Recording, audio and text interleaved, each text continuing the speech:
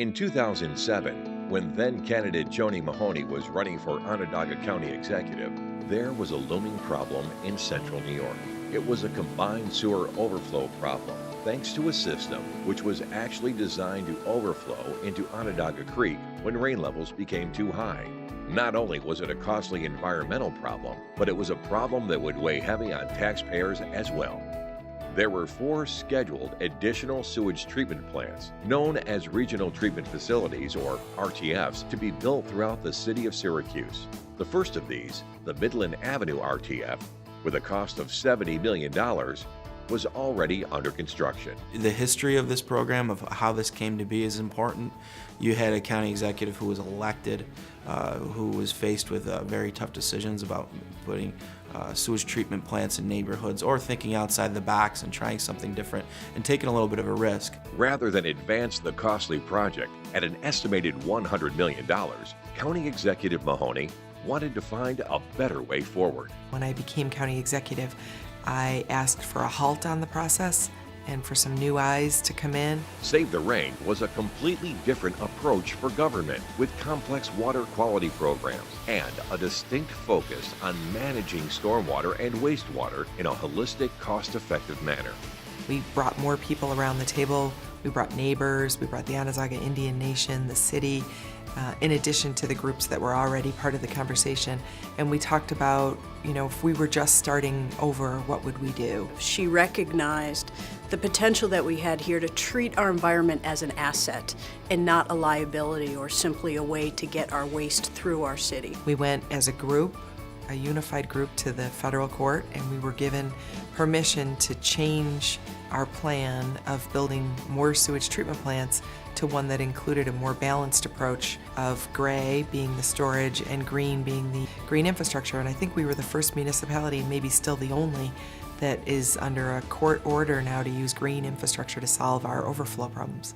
As a result, Save the Rain was created in November of 2009. The simple answer would have been to build more sewage treatment plants. That would have been easy. This is out of the box. This is something new, and it gives us a chance to put together projects that are sustainable, that are new to the community. We've become a shining example to the rest of the country, and it's given us a chance to clean up a lake that could be one of the greatest resources in upstate New York.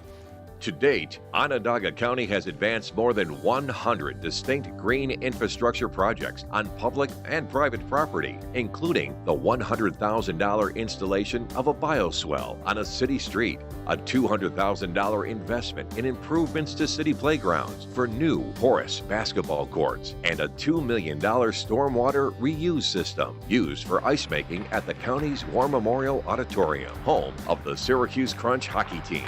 We showed the gumption, the chops, if you will, to try something different. And I think it shows that Syracuse is innovative, creative, and an eye to the future. We're planting rain gardens, we're planting trees, green roofs. It's a much more beautiful product at the end than what it was when we were just using pipes and pumps. It's a great connection between improving people's quality of life at the same time that you're improving the environment. Ultimately, Save the Rain success will depend on reducing combined sewer overflow events by 95% and equally by measurable improvements the water quality of Onondaga Lake where the overflow goes. The current Save the Rain program is a great initiative to clean up the lake, to work on our overflow problems, and I think once that's accomplished its goals, then we'll morph into other things that'll just be as sustainable and as long-term.